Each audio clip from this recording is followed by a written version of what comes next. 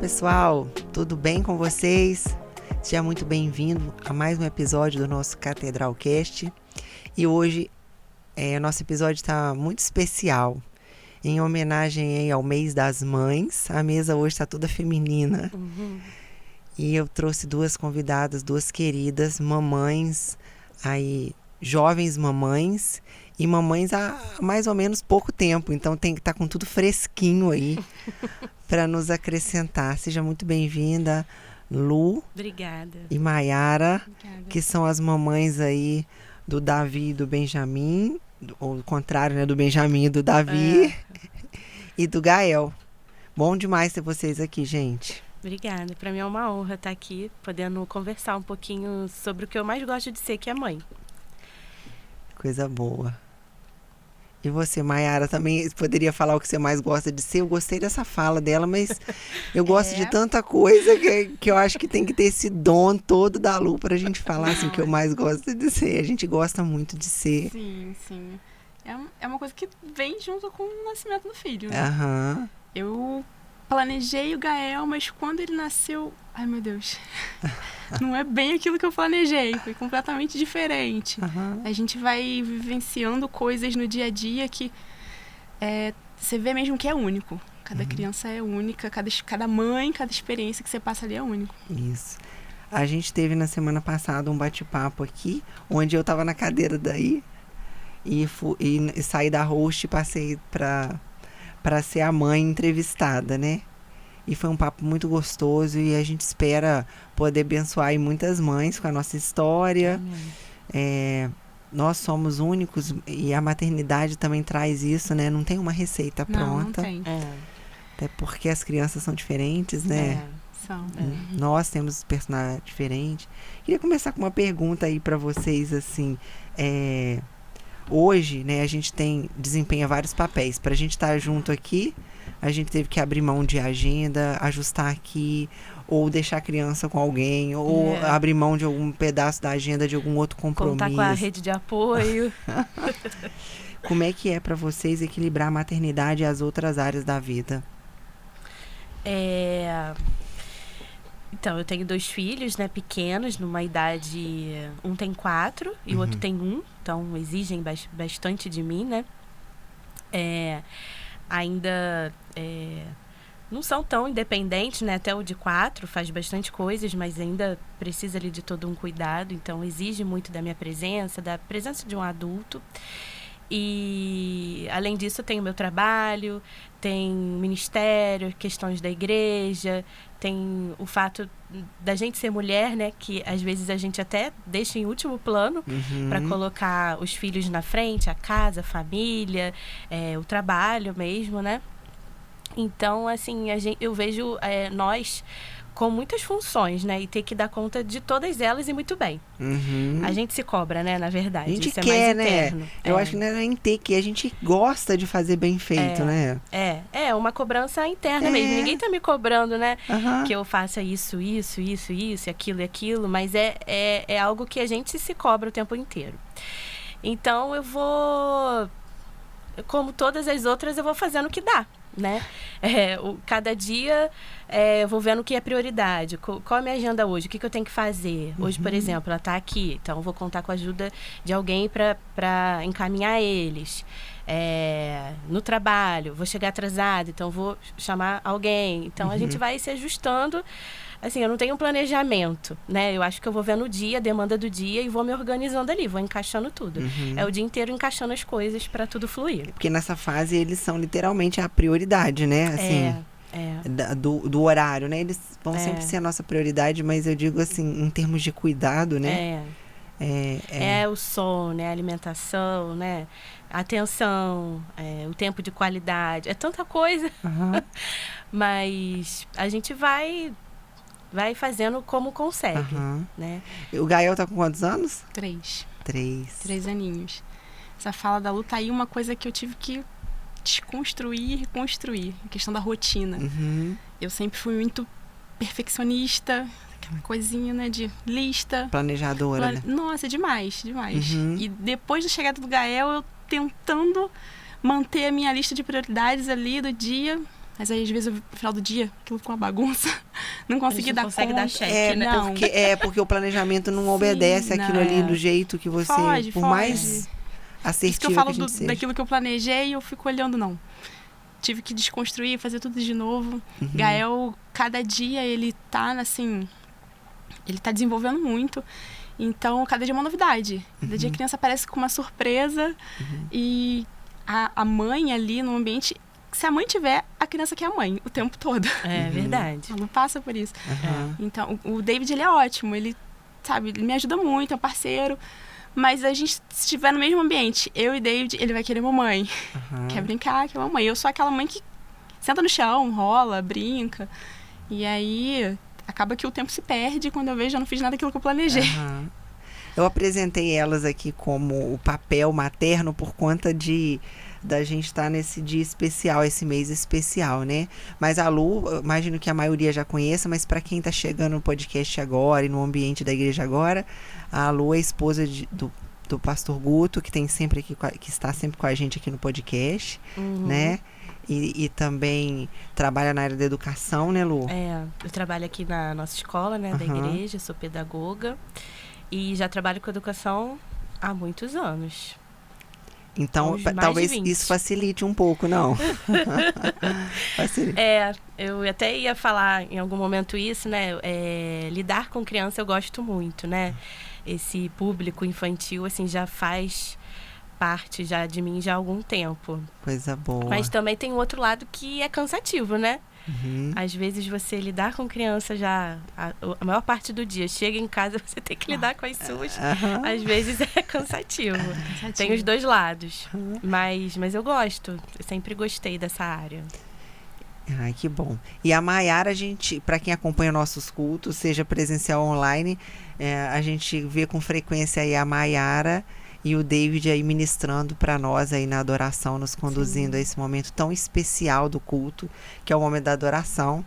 Então, quando a gente fala em conciliar, é bem amplo, né? No meio cristão, a gente assume papéis no ministério.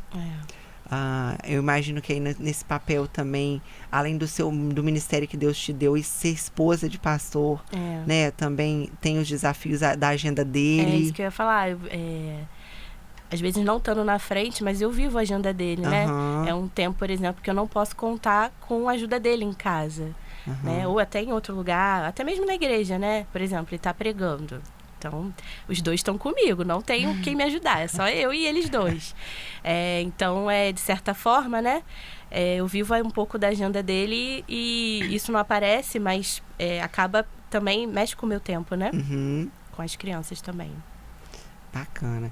Conta pra nós, assim, quais são os desafios mais difíceis que vocês já enfrentaram como mãe e como vocês superaram esses desafios. Eu sei que tá gostoso a gente conversar com vocês, porque é uma fase bem inicial da maternidade, mas ela é muito importante e ela tem os seus desafios bem peculiares que pode ajudar quem já é mãe e quem vai ser mãe, né? As histórias que curam aí histórias.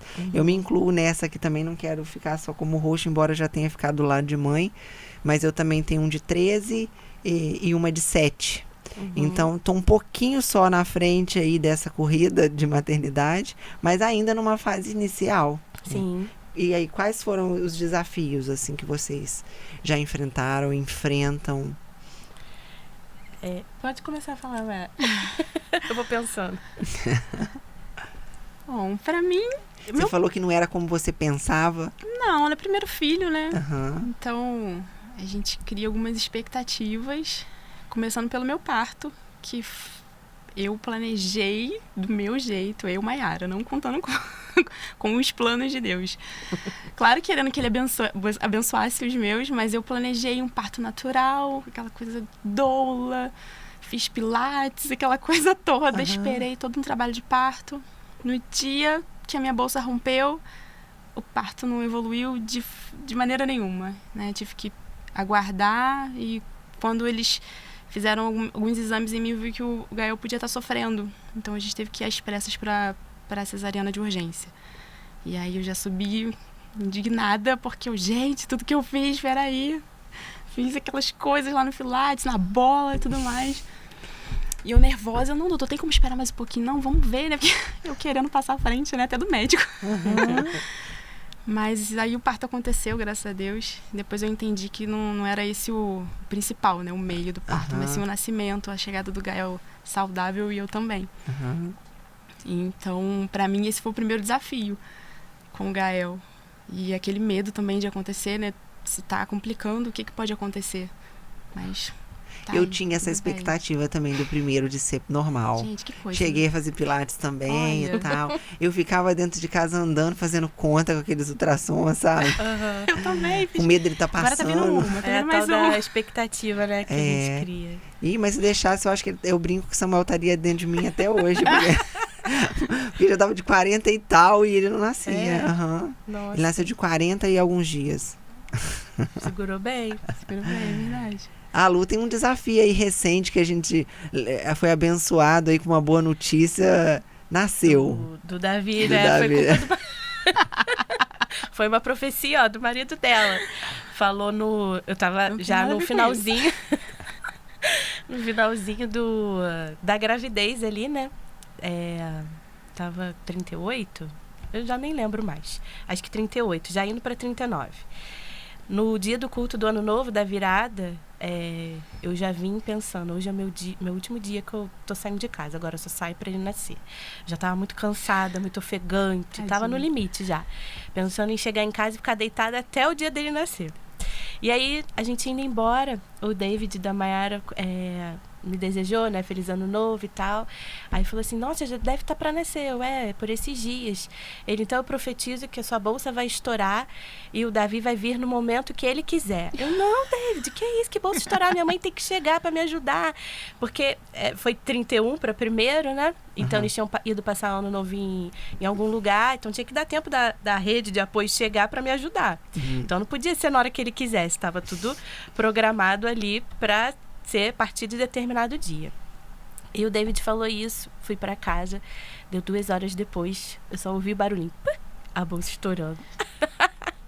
Aí na hora eu lembrei, falei, meu Deus, foi o David que falou, profetizou. E aí o Davi nasceu naquela madrugada do dia 1º de janeiro. Parto normal. Não, foi cesárea. Foi cesárea. Essa expectativa do parto normal, vocês estavam falando, né? Com o primeiro, com o segundo, eu nunca tive. Assim, eu sou muito resistente tenho muito medo da dor. Então, eu sempre achei que o normal ia doer muito. As pessoas pensam o contrário, né? Mas eu pensava assim. Então, eu nunca tive vontade de ter normal, não. Sempre me identifiquei com a cesárea. E graças a Deus foi tudo bem. O Benjamin também houve essa coisa da bolsa estourar ou não? Não, dele foi um dia hora marcado. Foi certinho, Já foi mais organizado. E essa diferença pequena, né? É relativamente pequena, né? Dá o quê? São 3 anos. Foi programada? Ou... Foi. Eu sempre quis ter mais de um filho, né? Eu tenho irmã, então eu sempre desejei que o meu filho tivesse irmãos também. Por mais... Eu não tive uma gravidez difícil, mas eu sempre falei pra mim mesma que se fosse difícil tudo, eu queria tentar, né? Eu não queria ter um filho só, pelo fato de ter irmãos. E aí eu sempre quis ter um atrás do outro, assim. Eu pensava, vamos... Pra criar junto, né? Deve ser mais fácil criar junto, né? A gente escuta muito o que as pessoas falam também. Depois eles crescem juntos, viram amigos. Eu também não tenho muita diferença da minha irmã. Hoje a gente é melhores amigas, né? Então, eu meio que quis viver aquilo, a minha experiência, né? E foi programado, então a diferença deles é 3 anos. O que hoje, mas eu sei que é fase, né? Que a gente também escuta as mães mais experientes falando. O que hoje eu vejo é a questão do cansaço, né? Que eles me sugam. É uma energia, dobrado, né? assim. Está mais ou menos na mesma fase, né? É uma energia sem fim, que não acaba. Então a gente fica muito cansado. Mas eu também creio que é uma fase, né? Eles vão crescendo. Mas hoje, talvez, o meu maior desafio é esse cansaço. Que não acaba, ele só vai brotando. Todos os dias, toda hora. Um desafio que a gente escuta muito, assim, que dá aquele receio quando a criança nasce, é o da amamentação, né? Vocês amamentaram? Foi desafiador amamentar? por que eu até tô entrando nisso? Porque enfatizar a importância, né, para a saúde da criança. Hoje há pouco tempo eu levei a Rebeca numa outra pediatra e ela, uma das coisas que ela perguntou, quanto tempo eu amamentei e tal, embora não tenha sido tanto quanto eu gostaria, mas amamentei os dois, assim. E foi desafiador para vocês? Como é que foi?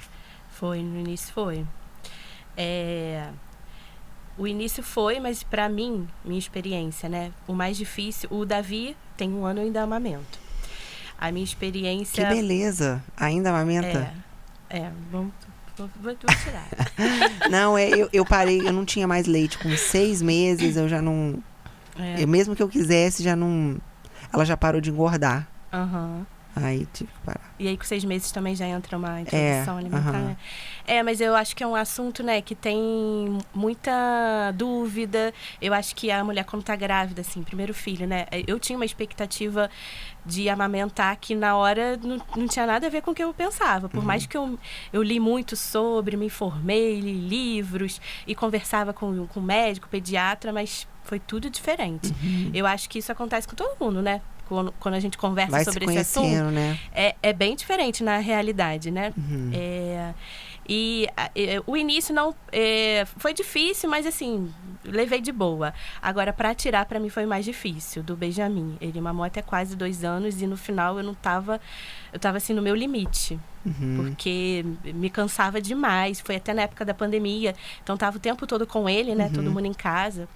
E aí para tirar foi difícil, porque eu não tinha para onde correr. Tinha que ficar em casa, então eu me escondia, eu não podia sentar. Se eu sentasse, ele vinha. Né? Então eu lembro que foi bem cansativo, assim, foi uma semana muito intensa. E ele só chorando, né? Pra mim, o tirar foi difícil. E eu acho que com o Davi eu tô indo pelo mesmo caminho.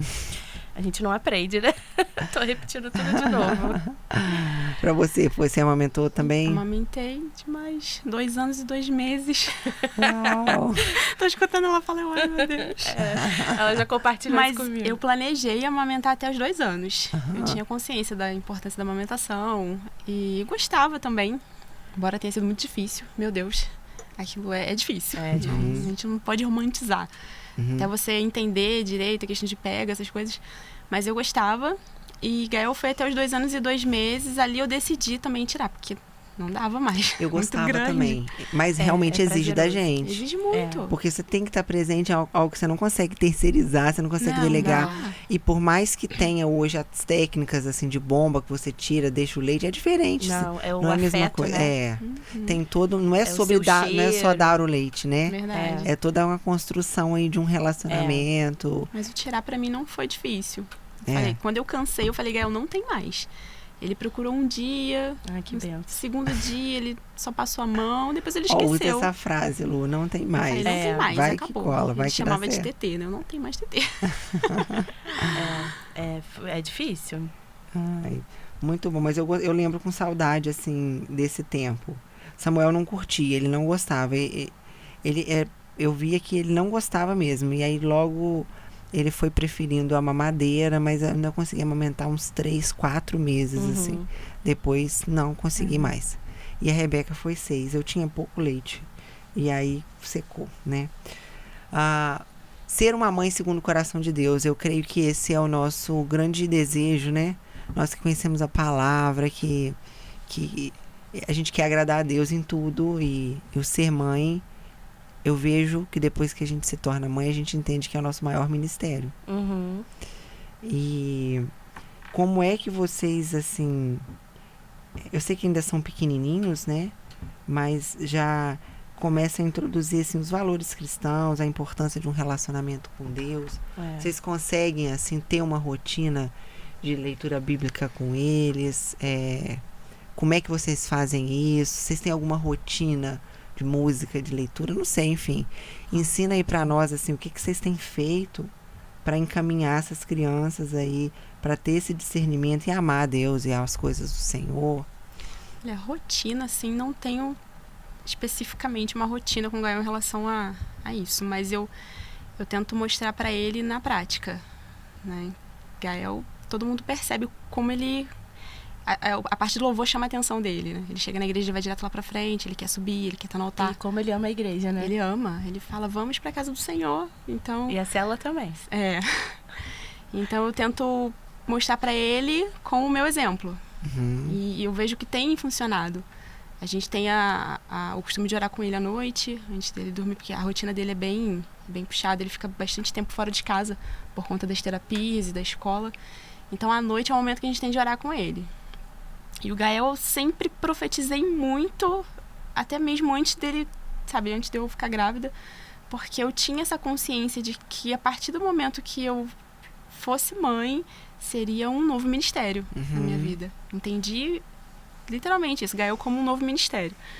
E a partir de então eu comecei a profetizar, orava, David orava comigo, a gente profetizava como ele seria. E me identifiquei muito com o seu testemunho aquela vez aqui na igreja, falando sobre como você conjecturava, né? Como você pensava sobre sua filha, como ela seria. E eu fiz muito isso na minha época, antes do Gael. Eu falava como ele seria, até a personalidade dele, sabe? O jeito que ele é tranquilo, ele é amigável, onde ele tá, assim, ele chama atenção com esse jeitinho dele. E isso é uma coisa que eu profetizei muito, sabe? Eu sempre falava, Gael, onde você chegar, orando com ele à noite, onde você chegar, você vai trazer com você alegria. Suas mãos vão ser usadas para abençoar as pessoas. E assim tem sido. E eu vejo que ele repete isso que a gente faz. Às vezes ele tá no banho sozinho, eu escuto ele glorificando, eu escuto ele falando glória a Deus, ele fala muito Jesus é maravilhoso. Ontem ele falou, né? Então Marcelo, tô fazendo uma célula com as crianças enquanto os adultos... A gente tá se separando, né? Ai, que legal. Aí ontem ele, o tempo todo, Jesus é maravilhoso. Do nada ele começou a orar também. Então ele também assim, já tá no sangue, né? Você vê que ele já tá copiando. Uma graça. Que bacana. Essa coisa da gente, pra mim um desafio, e eu queria entender assim também se é pra vocês, a Lu talvez menos, porque ela já trabalha com isso. A Mayara, você trabalha com o que, Mayara? Eu sou instrumentadora. Ah, tá. Então não é educação infantil. Não. Estimular a criatividade na criança, né? Hoje a gente escuta, por conta das plataformas, a gente às vezes escuta muita coisa, né? Vê vídeos e tal, ajuda muito. E eu tenho visto como a criatividade é algo que deve ser estimulado e estimular a curiosidade.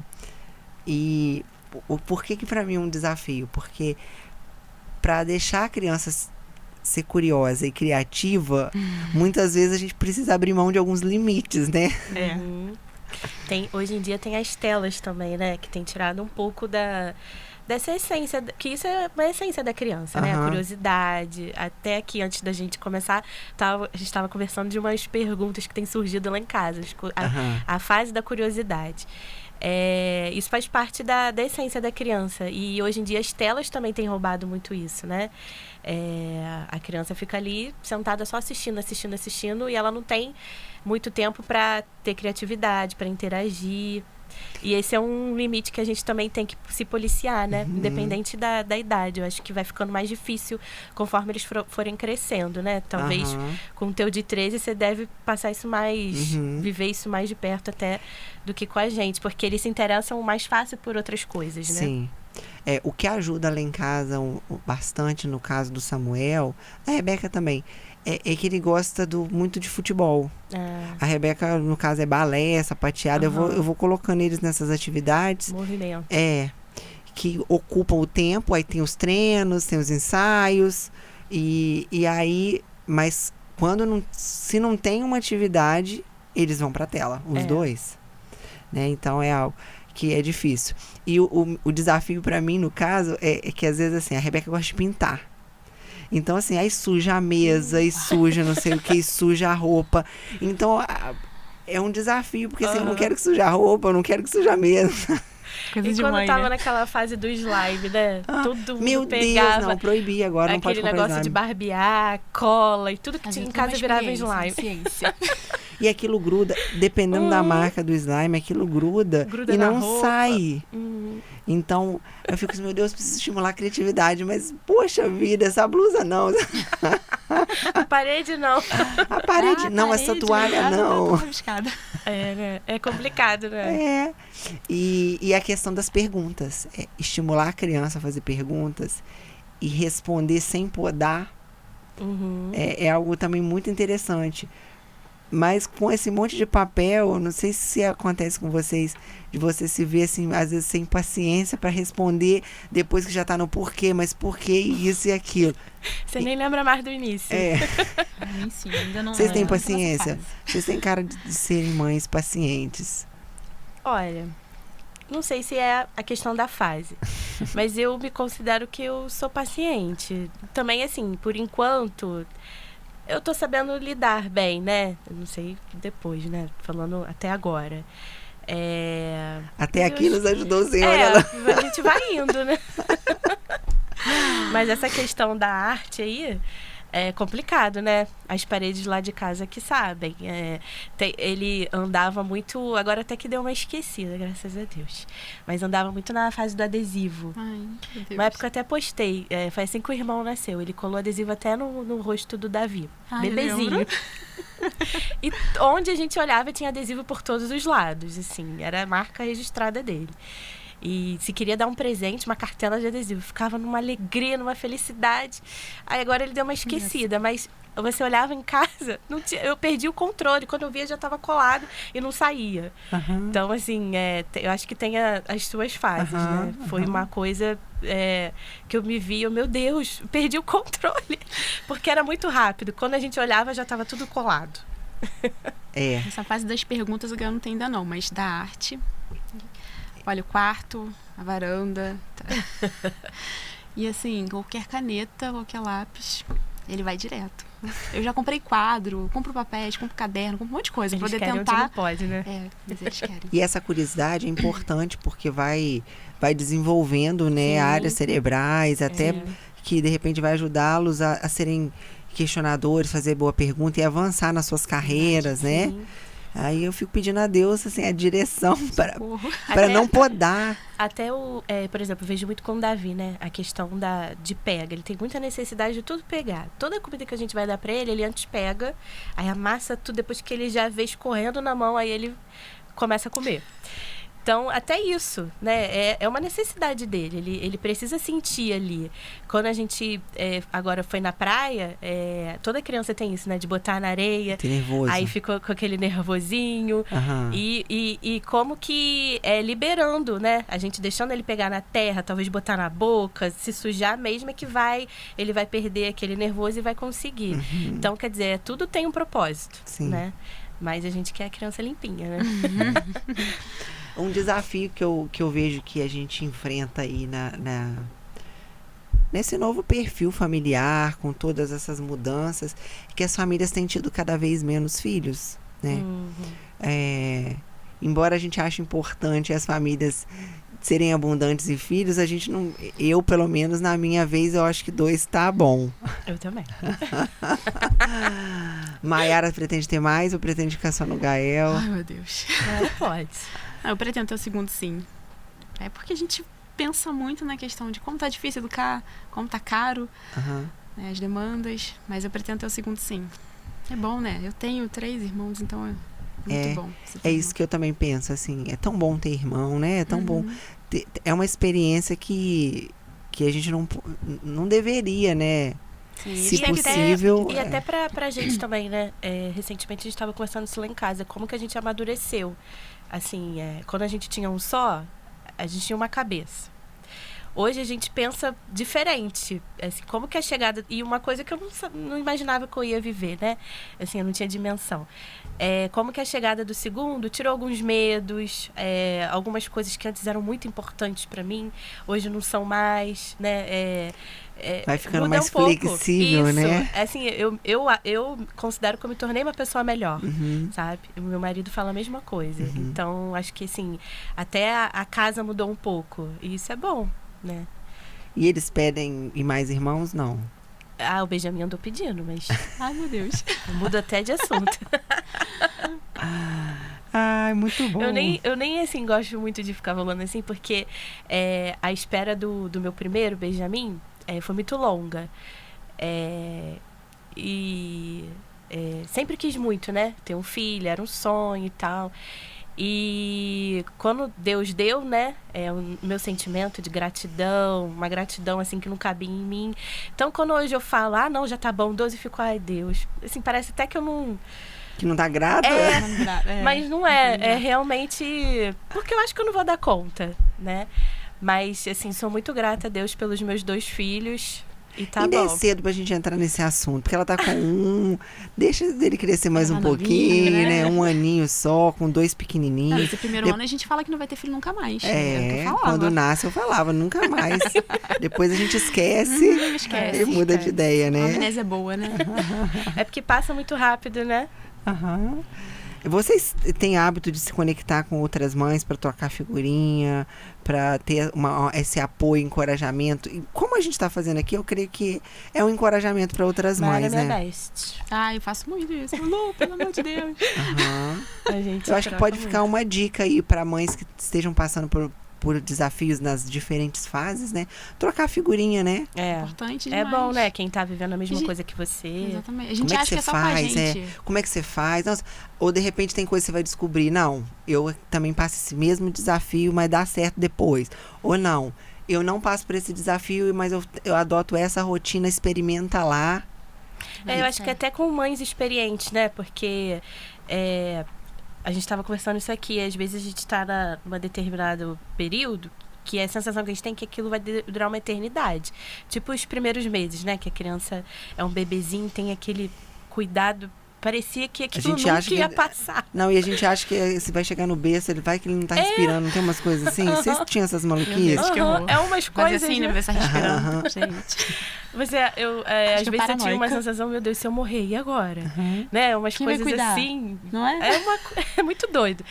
E a sensação que eu tinha é que eu ia viver daquele jeito. Assim, que eu não ia passar. Aquilo nunca ia acabar, né? Parecia uma eternidade passar daquela fase. E passa muito rápido, né? Hoje, quando eu olho, foi assim. E às vezes você conversar com mães que já têm filhos mais velhos, adultos, assim, traz, acho que essa sensação de esperança, de descanso. Ela também passou por isso, né? Porque a gente também acha que é só com a gente. E eu acho que dá um alívio, né? Não só aquela que está vivendo aquilo naquele momento, mas as experientes também, né? É interessante a gente pensar assim, dizer que que as nossas falas aqui sempre possam contribuir, não trazer alguma coisa, mas eu não faço assim agora, tá errado. Eu acho que não é muito uma questão de certo e errado, né? Mas da gente entender os princípios, que é o ideal a gente encaminhar as crianças.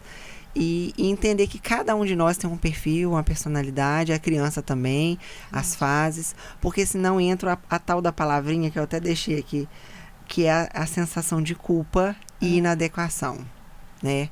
Quando a gente fala assim, vamos conversar com outras mães, trocar uma figurinha, não no sentido da gente achar...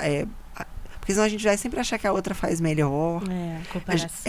Já aconteceu de vocês se sentirem inadequadas, algum momento assim, que de alguma maneira a culpa bateu? Todo dia. Todo dia. Esses dias eu até ouvi que a mãe, ela se sente culpada por fazer demais, depois ela se sente culpada por fazer de menos, ela se cobra o tempo todo, né? Ela nunca tá bom, assim, nunca tá no equilíbrio, ela tá sempre se culpando. E é assim mesmo, né? Eu acho que a palavra de Deus também, ela nos dá uma direção sobre isso, né? Eu acho que às vezes também a gente, com a nossa rotina, a gente esquece muito de colocar até Deus mesmo ali da nossa rotina, dos nossos problemas ali com os filhos. Eu acho que às vezes a gente, eu sou a mãe, eu que tenho que dar conta. Ou às vezes uma coisa muito simples, a gente não consulta ele, porque é muito simples, isso né? Aí. Tipo, acontece com todo mundo. Então, acho que às vezes a gente deixa um pouco Deus de lado, porque eu sou a mãe e eu que tenho que resolver, né? E não é por aí. E Deus traz o conforto para mim, o descanso, né? Aquela palavra que eu preciso ouvir. Para a criança também, né? Para o filho também. Então, acho que é meio que por aí, né? Nossa, sobre a culpa, essa palavra durante alguns meses andou assim, coladinho comigo, né? Porque durante o primeiro ano do Gael, eu percebi que ele não falava como as outras crianças falavam. Ele tinha aquele atraso e eu... Gente, o que eu tô fazendo de errado? Será que eu não tô estimulando ele o suficiente? Porque Gael nasceu na pandemia, né? Um mês depois que ele nasceu, começou a pandemia, lockdown, todo mundo em casa, ninguém pode se ver. Fiquei sozinha lá, porque o David voltou a trabalhar, fiquei sozinha com meu filho. Meu Deus, como é que vai ser?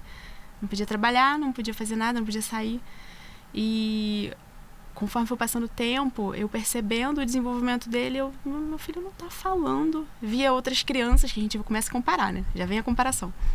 Às vezes via que a filha da minha tia, que nasceu um mês assim antes, um mês depois, um mês antes, falava, conversava. E o Gael não falava nem o básico.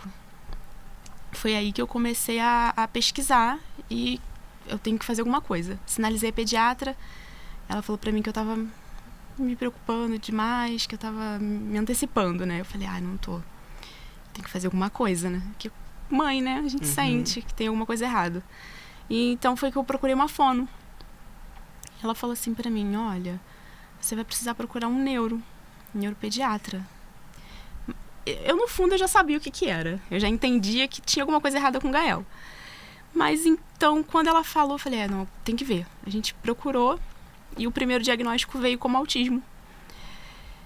Aí que o meu mundo desabou e eu comecei, meu Deus, o que eu fiz? O que eu fiz? Eu até me emociono porque é o primeiro filho, né? A gente acha, caraca, vai ser perfeito e tudo vai acontecer como a gente planejou, mas não é assim.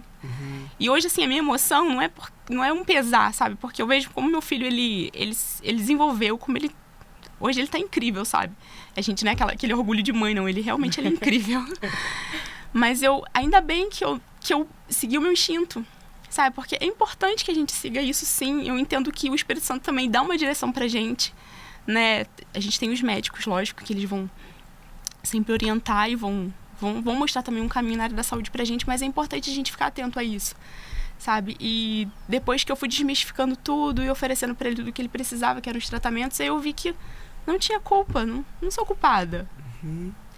É uma situação que eu preciso administrar da melhor forma, mas eu preciso ficar bem pra ele ficar bem também, né? Aí você mergulhou nesse contexto aí de entender melhor, de ver como poderia ajudá-lo. Como é que foi essa dinâmica depois aí da descoberta? A minha ficha, né, caiu quando o médico falou, mas embora eu já percebia os sinais, eu via ele andando na pontinha do pé, algumas coisas assim que ele fazia. Mas você já conhecia alguma coisa sobre o tema? Já, né, eu trabalho muitos anos no hospital, eu era recepcionista, depois eu fiz o curso técnico e passei a trabalhar como equipe de cirurgia. Então a gente está sempre por dentro, né? A gente recebe muita gente ali. Eu trabalhava no ambulatório do Hospital ICMH. Então ali a gente recebia criança, jovem, e a gente percebe, né, a comorbidade de cada um. E a partir dali, como eu vi os sinais, eu comecei a pesquisar. Aí quanto mais eu pesquisava, mais sinais eu via. E eu via algumas coisas que eu não sabia, eu aprendia e via que ele tinha. Que não era, assim, coisas muito graves, porque ele tem um grau leve, o autismo dele é leve, porém eram coisas que iam trazer atraso para ele.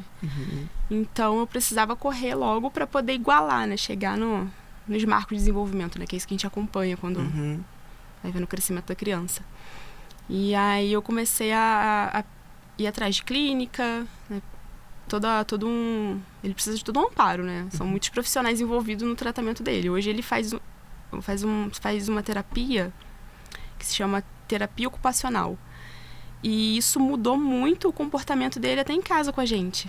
Assim, coisas básicas, assim, de beber uma água. Assim, coisas que a gente acha que é comum, que a gente vê que ele fazia diferente, não era igual. E até a questão da fala, em assim, 2 meses ele disparou. Começou a falar demais, cantar. E ontem até observando ele, que ele subiu na minha frente, foi rápido, foi lá pro altar. Pegou um microfone, o Will tava até arrumando as coisas pra fechar a igreja, né? E ele queria ficar ali. Ele pegou o microfone, ele começou a cantar e eu, cansada, que tinha acabado essa aula, só queria ir embora. Mas ao mesmo tempo eu fiquei olhando pra ele, eu orei tanto pra ele falar e agora ele tá cantando, eu não posso nem reter isso. Não posso segurar. Canta, filho, vai, canta. Eu cansada, fiquei ele esperando ele cantar. Mãe.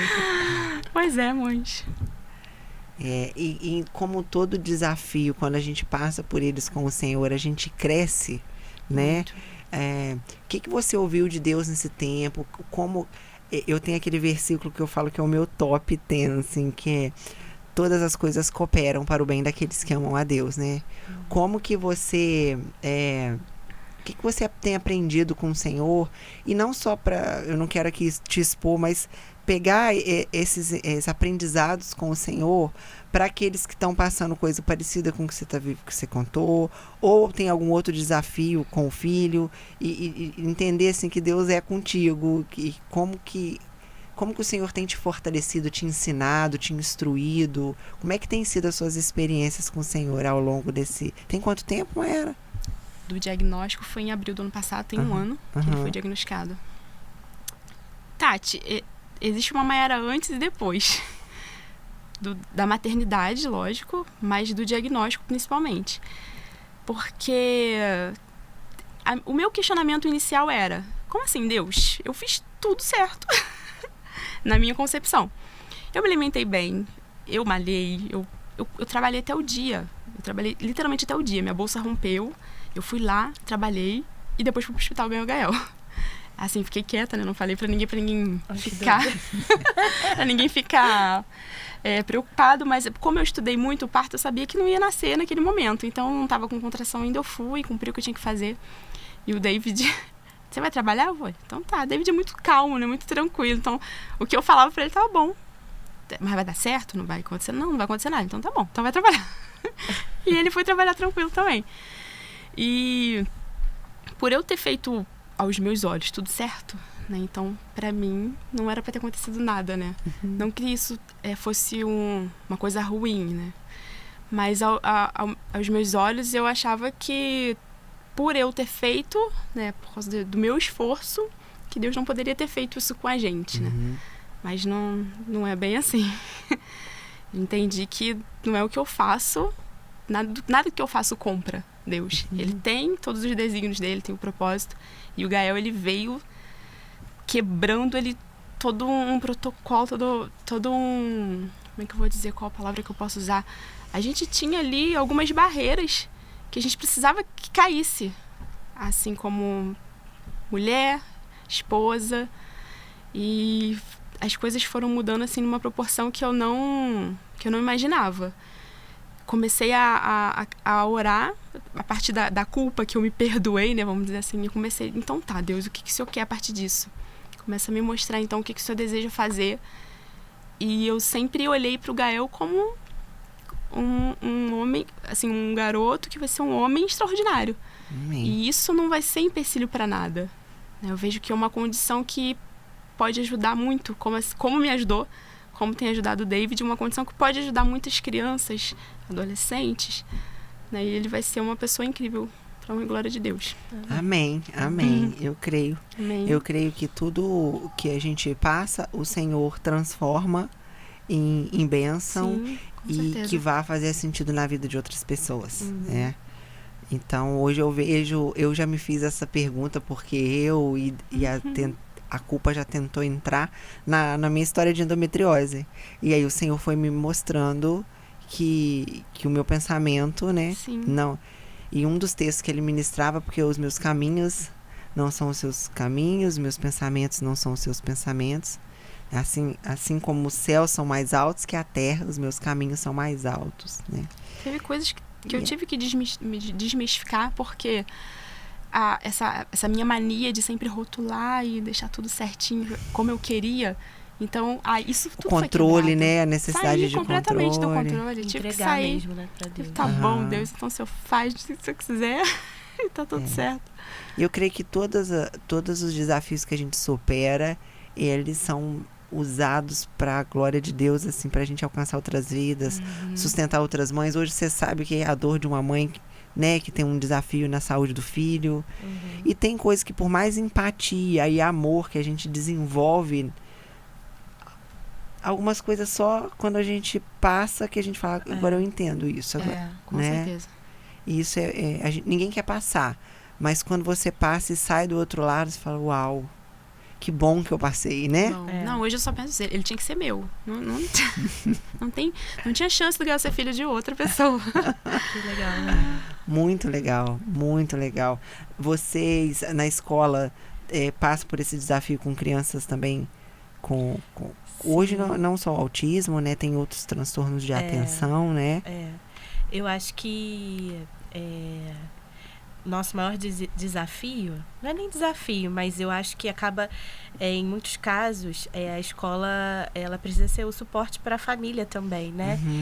E eles veem na gente isso, essa segurança, às vezes até desse despertamento, às vezes a família ainda não percebeu nada. E na escola, a gente, por lidar com muita criança há muito tempo, né? O que a gente mais ou menos já sabe o que aquela fase tem que estar esperando por ali. É claro que cada um é um, né? Tudo isso. Às vezes é a escola que vai despertar na família, né? Sim. Às vezes que vocês sinalizam, né? Vê primeiro. Isso aí.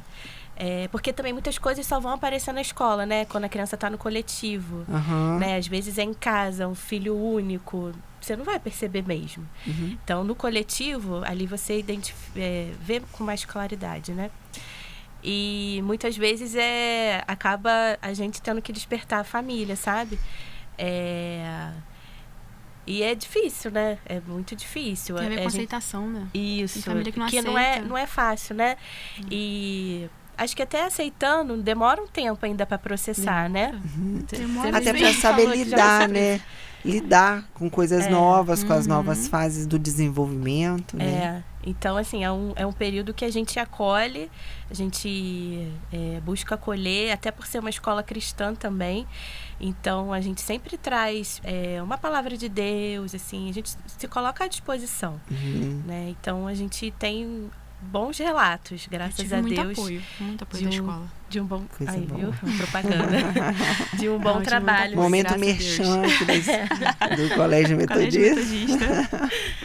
Mas é importante. A gente busca mesmo acolher a família, sabe? Porque a criança, ela tá acolhida, ela tá ali com a gente, já tá acolhida, e a gente tá trabalhando para isso.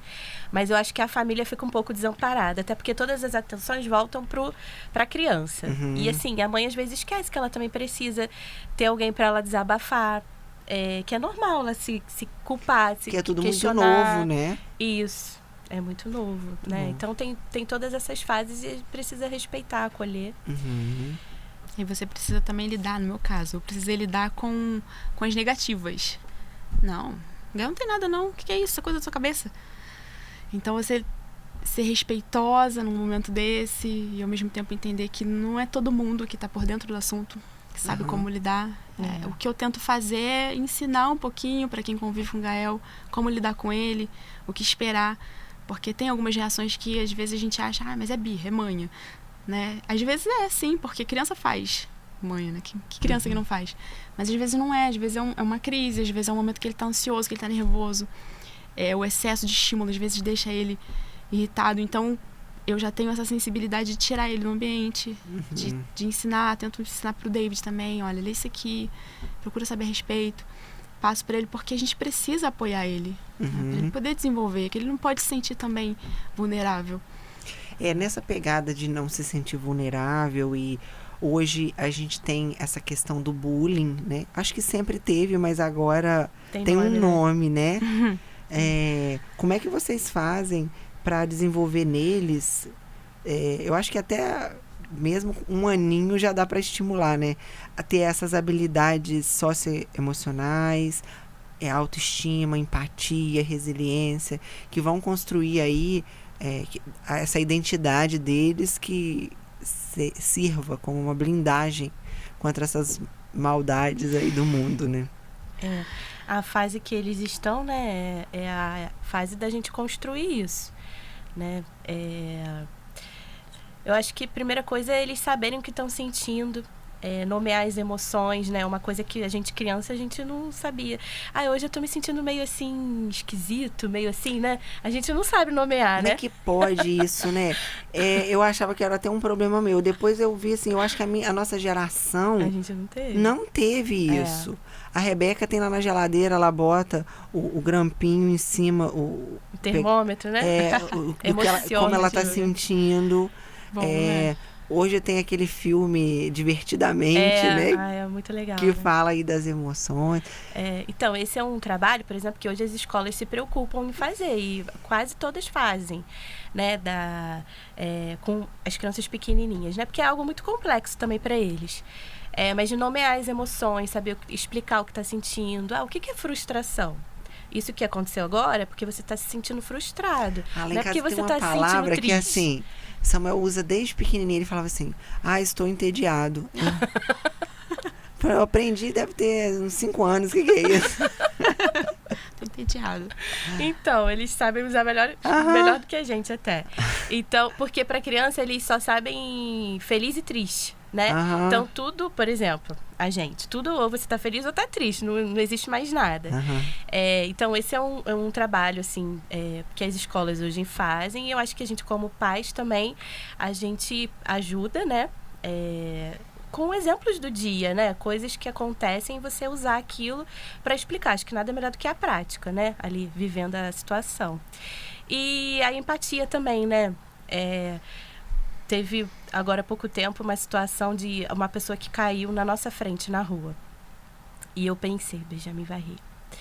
Eu pensando, ele ficou super comovido, assim, ele não foi ajudar porque ele ficou com vergonha, mas ele ficou muito preocupado, ainda ficou me perguntando vários dias depois como é que a pessoa estava. Meu filho, não sei, eu não conheço, mas ele ficou preocupado, e eu vi uma empatia ali, uma preocupação mesmo, né? Eu pensando que ele ia rir da situação, que eu ia ter que tirar ele dali correndo, eu preocupada com a reação dele, ele não fez nada disso. Então, eu acho que é uma coisa que a gente constrói no dia a dia mesmo. Né? E aí a gente consegue também ter filhos e crianças que vai diminuir esses problemas lá na frente, né? Que não fazem parte disso, né? Isso. Não só se proteger, como não fazer parte. Eu estava lendo num livro, Decifre Seu Filho, Decifre e Fortaleça Seu Filho. Do Paulo Vieira e uma outra educadora, Sara Braga, eu acho o nome dela. E aí ele estava dizendo da gente criar, e eu falei, mas dá para começar, né? Eu já não soube ontem, da agora para frente. Criar experiências para que eles exerçam generosidade, empatia. Então, levar em ambientes... Aqui na igreja a gente tem, mas assim, criar outras situações onde ele entenda assim, eu sou a igreja, então... Eu vou lá e eu faço uma campanha de doação de chocolate, de fraldas, e envolva para que ele vá e ele faça parte do projeto. Na prática, né? Às vezes ver outras realidades, né? Impacta, né? Por exemplo, o Samuel, já com essa idade, ele já vai ter um entendimento maior, né? Um orfanato, uma pessoa de rua, né? Uma situação assim que é ao contrário da que ele vive, porque às vezes eles não têm noção, né? Aqui na nossa cidade a gente não vê muito, né? Acho que até por conta do frio. Mas assim, a gente vai em lugares que a gente vê muita criança de rua, né? Muitas pessoas de rua. Então, eu acho que é importante eles saberem o que acontece, né? Às vezes a gente quer proteger demais e não é legal isso. Sim, é verdade. Poupar, né? Isso. Com 4 aninhos, você já tem alguma prática, assim, de estimular o Gael a não fazer parte e não receber esse o bullying mesmo, né? Lidar com isso. Já tem algo que dá para fazer, que você já consiga fazer para ele se proteger? Olha, o Gael, ele não mostra ainda essa maturidade. Eu acho que ele não percebe ainda que isso existe. Mas é uma coisa que, acho que é a segunda fase, né? Eu já falo isso com o David, eu preciso me preparar, a gente precisa se preparar. Porque eu quero criar um homem forte, uma criança forte. E eu já vejo, eu busco meios de mostrar isso pra ele. É aquilo da identidade, né? Quem o Gael é? Porque outro dia até perguntei pro David, assim, acho que vai chegar o dia que a gente tem que contar pro Gael, né? Que ele tenha essa condição. Como vai ser? Como que eu vou contar pra ele? Como que eu vou contar para ele de uma forma que ele não se sinta inferior? Porque eu preciso mostrar para ele que isso é uma condição, que isso não diminui ele em nada e que ele pode encontrar crianças iguais a ele ou com coisas até piores, mais graves, que ele precisa respeitar, que ele precisa acolher. Então, é aquela coisa da identidade. Quem é o Gael? Quem é o Gael em Deus? Como ele é importante? Como as pessoas ao redor dele são importantes, tendo alguma comorbidade ou não. Ele se conhecer, né? Sim. Eu acho que eu acho que partir daí é começar do porquê, né? Quem eu sou, a minha identidade, e aí não tem fase que isso não vai ser adequado, né? Isso é tão importante, né? Eu tive isso depois de casada, sabe? Eu tive uma experiência assistindo aquele filme A Cabana. Gente, eu chorei do início ao fim. E eu falei, David, meu Deus, como Deus falou comigo nesse filme. E eu não sabia que era dessa forma. E a partir dali eu comecei a entender algumas coisas que eu passei, por que eu não lidava bem, por que eu não estava digerindo aquilo de forma mais leve. Eu precisava entender quem eu era em Deus. A partir dali que eu fui entendendo quem era a Maiara, as coisas mudaram muito. E a gente já com essa consciência, com essa clareza, tem como ser uma alavanca para os nossos filhos. Com certeza. Chegarem mais longe do que a gente chegou ou ainda vai chegar, né? Verdade. Como é que vocês...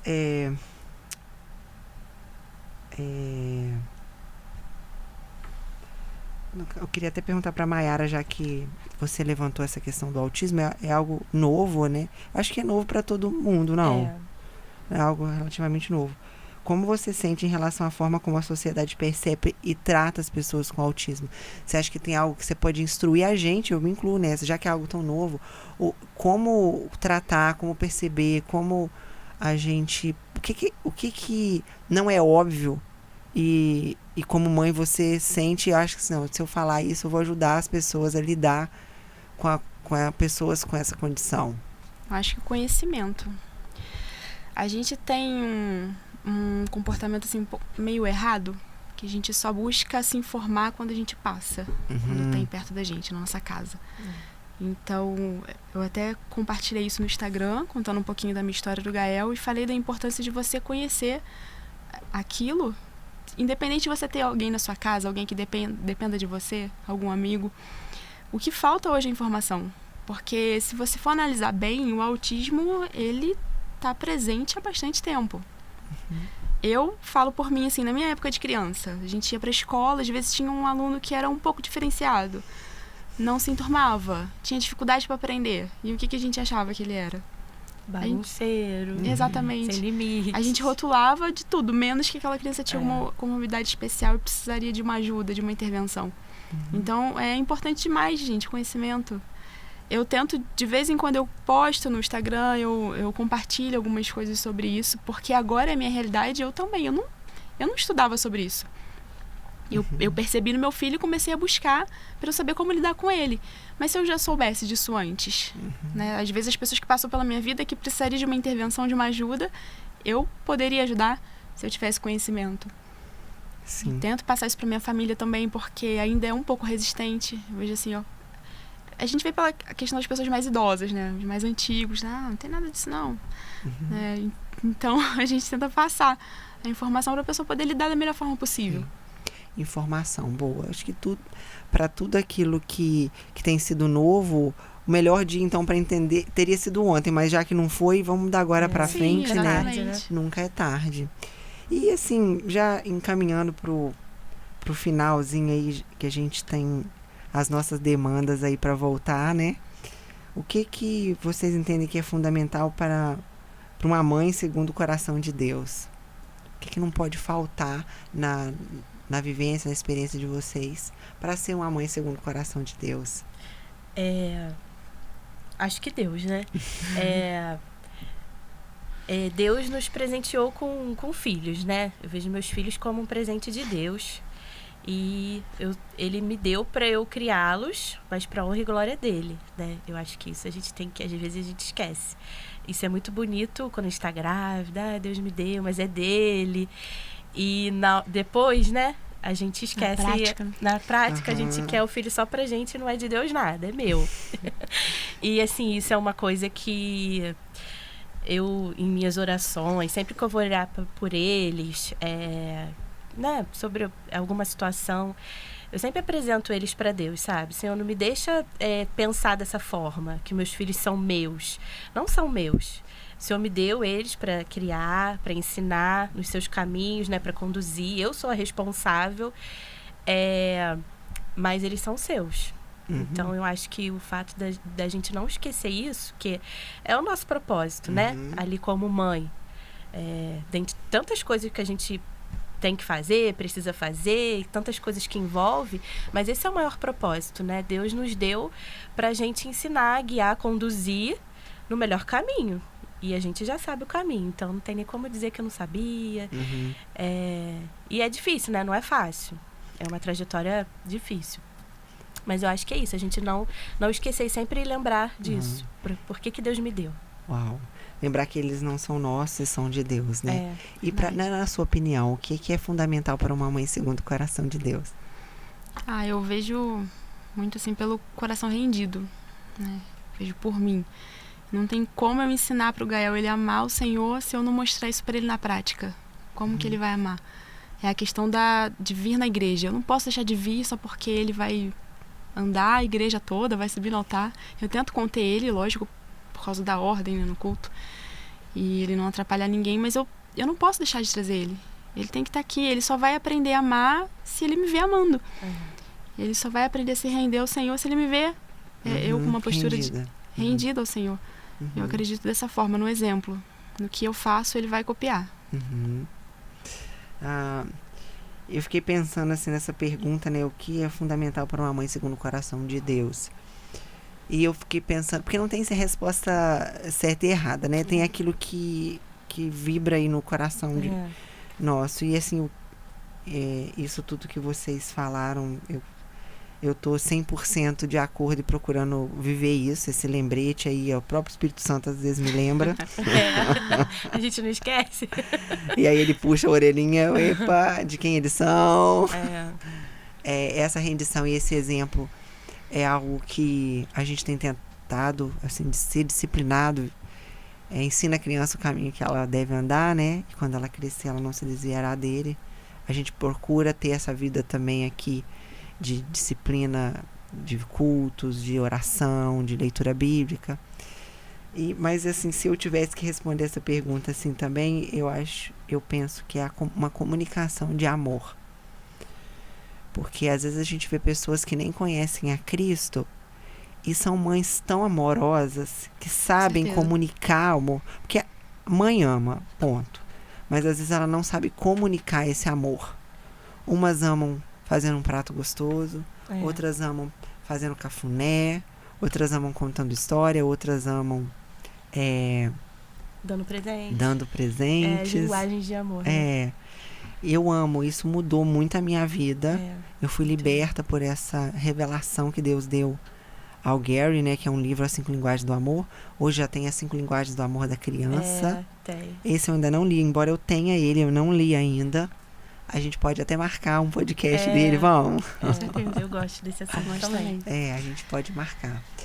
Mas é uma coisa que eu vigio, porque às vezes a gente sabe que ama, mas a criança não está se sentindo amada. Verdade. Então, eu tenho feito um exercício, falando, também não estou falando de mim, estou falando para trazer aí uma inspiração, né? Certifique-se que a criança se sinta amada. Então, às vezes os pais ficam muito assim, você me ama? Não pergunta se você me ama, pergunta assim, filho, você se sente amado? Filho, como você está se sentindo? Você sabia o quanto a mamãe ama você? Eu tenho feito esse exercício, de vez em quando eu pergunto. Samuel, você se sente amado? Aí às vezes ele demora a responder. Eu falei, eu acho que eu tô meu Deus. Eu acho que eu estou comunicando pouco, porque ele tem que pensar, né? Aí, então, porque às vezes a maneira que a gente tá amando, eles não estão percebendo que isso é amar. A linguagem deles, né? Que eles esperam. Interessante, é por aí mesmo, né? Eu tava pensando também, você estava falando, depois que eu virei mãe, eu acho que a partir daí, o amor de mãe para filho, né? É o amor mais próximo de Deus por nós, assim. Que como muda, né? É um amor que dói, né? É um amor que você nunca sentiu antes na vida, né? E, assim, não é que mudou minha relação com Deus, mas uma intimidade maior, assim, A gratidão, né? É, isso aí. Que Não agora, sei nem explicar. agora eu entendo como sou mesmo. agora eu entendi. O que é isso que o senhor Até sente na por Bíblia mim? diz, né? Compara o amor de mãe com o amor de Deus por nós. Né? Aham. Então, eu acho que é uma experiência, assim, incrível. Muito bom. Como que vocês mais comunicam amor aí? Mayara, como é que você mais comunica amor aí com o Gael? Eu agarro muito ele. Eu tinha um medo. Eu ficava assim, será que ele vai gostar de abraço, de beijo? Porque é uma das características, né? Tem autistas que não gostam desse contato. Eu falei, então eu vou agarrar ele o suficiente pra ele gostar. Mas eu brinco muito. Ele sempre me chama pra brincar. E eu tento me policiar nisso, né? Nos afazeres, na minha ocupação. Ele me chama. Se eu puder parar, eu paro. E eu tenho um prazer enorme de sentar, de brincar com ele. Deixa ele pintar, faz aquelas bagunças, suja a roupa. Mas eu acredito que ele se sinta amado assim. Com seu tempo de qualidade com ele. Investindo meu tempo nele. E o toque. Toque físico. Muito bom. E você, Lu, como é que você ama? É a mesma coisa. Comunica Acho que amor? o tempo o tempo de qualidade para a criança, né? Até nesse livro, eu só não lembro aqui exatamente, mas ele fala que até determinada idade, todas as crianças têm a necessidade do tempo de qualidade. Né? Independente do perfil que ela se sinta amada, esse é um... É uma característica que que todas elas têm. E é o que eu mais vejo nos dois, assim, né? Você sentar, brincar, ele vê que você está interessada em brincar com o que ele está brincando, que é o brinquedo ali do momento, né? Que também tem, cada hora gosta de uma coisa, né? Lá em casa é muito carrinho para os dois. Então, você sentar ali e ficar brincando de carrinho de estacionamento, nossa, assim, é tudo. Não tem presente que pague. Uhum. Eu ganho eu encho o baldinho deles, né? Às vezes eu brinco muito isso com o Guto. O Guto, ó, tá precisando você dar uma enchida nesse balde aí, ó. Tipo, tá muito carente. Aí o Guto vai lá, fica um tempinho, a gente já percebe como a criança muda, né? Como ela tá, assim, abastecida.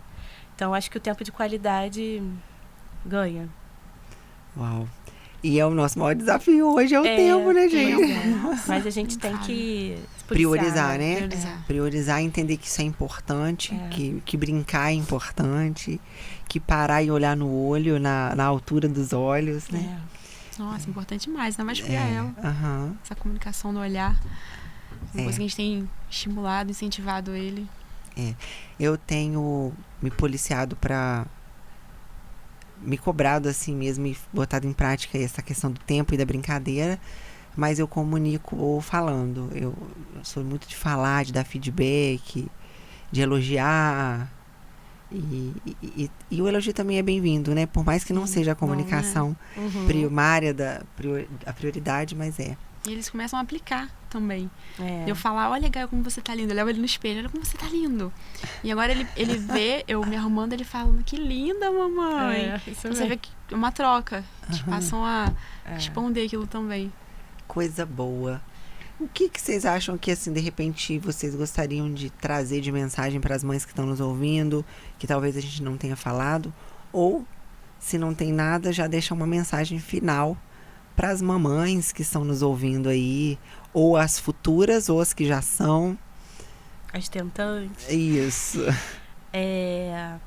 Eu falei tentante porque durante muito tempo eu fui desse grupo das tentantes, né? E o Dia das Mães para mim era muito difícil. Assim, eu ficava bem triste, sabe? Medo de não... assim, me questionava, por que esse ano não foi ainda? Será que ano que vem eu já vou estar com o meu? Aí vinha mais um ano e nada. Eu demorei um tempinho, né, pra engravidar. Mas foi um tempo também muito rico, que Deus trabalhou muitas coisas na nossa vida e tal. E hoje eu entendo tudo, né? Tudo é o tempo de Deus. Veio no tempo certo, enfim. Mas durante muitos anos, o Dia das Mães, assim, eu ficava triste. Eu não... né, agradecia a Deus pela minha mãe, que sou filha também, né? Agradecia a Deus pela minha mãe, pela minha família, mas eu queria ter o meu dia também. E, então, todos os dias das mães, eu não... assim, eu sempre penso nesse grupo, porque foi durante um tempo a minha realidade. Você também deve ter passado por isso, né? Então, assim, Acho que a minha mensagem é essa, é entregar para Deus o tempo de Deus. Às vezes a gente não entende, né? Você entender ali o que realmente Deus quer para sua vida naquele tempo. Às vezes a gente está muito focado em querer engravidar e ter o filho. Deus quer usar você em outra área. Ali não é aquele momento. E eu demorei um pouco a entender isso também. Então, acho que ouvir Deus, né? Ter ali uma clareza do que Deus quer para sua vida. E saber honrar também, saber as mães que estão à sua volta, né? As dificuldades, a gratidão, a rotina, a vida das pessoas, das outras mães que estão ali em volta. A gente convive o tempo todo com muitas mulheres, muitas mães, né? Mas acho que a minha mensagem vai mais para esse grupo, assim, não desista, Deus é o Deus da esperança. E Ele conhece seu coração e assim, não desista.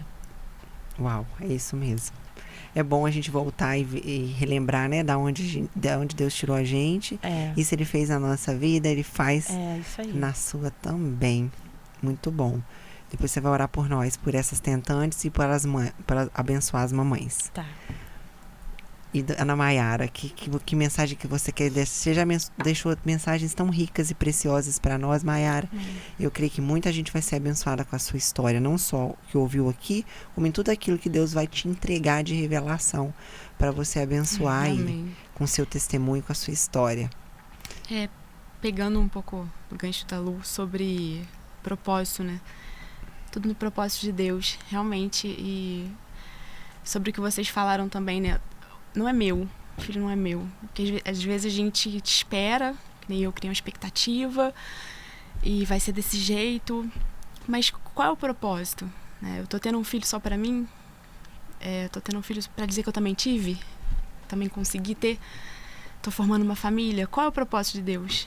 A gente lembra do que a Bíblia fala sobre filhos serem como flecha. Então já tá aí a resposta. O filho não é nosso. Até o Gael, da forma que eu acho que eu protejo, né, pelas coisas que ele precisa e que eu preciso oferecer para ele, eu tenho a consciência de que o Gael não é meu e que daqui a pouco eu vou precisar lançar essa flecha. Talvez a dorzinha vai ser um pouco maior, né, do coração do que se fosse uma criança neurotípica, porém eu entendo que ele é do Senhor e ele vai impactar as vidas por onde ele passar. Então a minha mensagem é essa, sabe? São nossos filhos, mas não são nossos. E que a gente tenha essa consciência, que a gente consagre eles ao Senhor. Prepare assim, o nosso coração também, porque, gente, é muito maravilhoso. Ser mãe é muito maravilhoso. Mas a gente também tem que estar preparado para esse momento, o momento que eles forem. Eu gosto de pensar, de acordo com essa sua fala, que somos treinadores. Não somos pais, Sim. Somos treinadores. Só vou discipular e daqui a pouco ele vai voar. E não se culpe, assim, até os nossos erros, a gente procura em Deus o discernimento e a sabedoria, o espírito de sabedoria para não errar. Mas se você já errou, pensa que Deus é capaz de transformar isso e fazer da dor que a gente possa ter gerado num filho algo que vai fazer ele crescer, né? Eu vejo algumas coisas que eu olho para trás e falo assim, os meus pais fizeram assim, não quero fazer assim. Serve até como exemplo assim do que eu não quero fazer. E assim, sem desonrar os meus pais, eles me deram o melhor com o conhecimento que eles tinham, com a condição que eles tinham, Com certeza. né, com a revelação de Deus que eles tinham.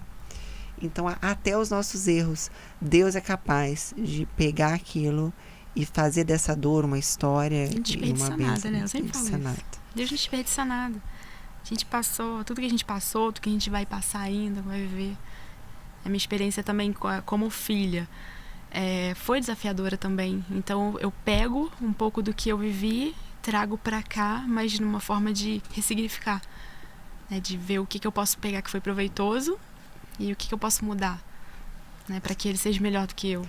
E ressignificar isso, né? Muito bom. Eu também faço bastante isso e glorifico a Deus até por aquilo que eu recebi errado, ou que eu tenho feito de errado até então, mas que sempre ainda dá tempo de, no Senhor, recalcular a rota e fazer de uma forma diferente. Com certeza. Né? Lu, abençoa a gente aí, porque a gente precisa de toda a sabedoria do alto. Amém, eu também. Amém. Senhor, nosso Deus, nosso Pai, muito obrigado, Pai querido, pela oportunidade de estarmos aqui, ó Deus, nesse bate-papo, Senhor, falando dos nossos filhos, do nosso papel como mãe, entre tantas outras coisas, tanto outros papéis que temos também, ó Pai. Nós somos gratos a Ti, Senhor, por tudo ter nos presenteados com filhos lindos, com saúde, ó Pai. Muito obrigado, Pai querido, porque Tu nos deste essa missão, Senhor, de conduzi-los, de guiá-los, de discipulá-los, Senhor. Ó Pai, queremos fazer isso com toda excelência, ó Deus. Muito obrigado, ó Pai, pela essa oportunidade.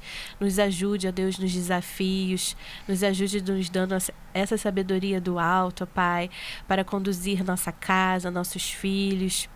Ó Pai querido, venho aqui te pedir também, Senhor, pelas mães, ó Deus, que talvez estejam com seus filhos longe, distantes. Ó Pai querido, em nome de Jesus, que elas também se sintam acolhidas, que elas sintam o seu consolo, o seu conforto, a sua presença, ó Pai.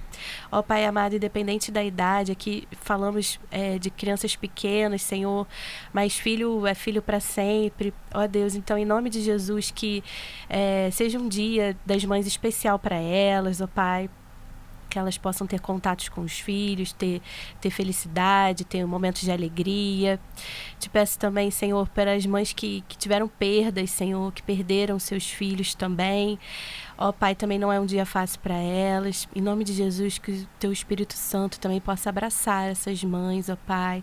Elas possam se sentir envolvidas nos Teus braços, Senhor. Em nome de Jesus, ó Pai, também te peço pelas tentantes, ó Deus.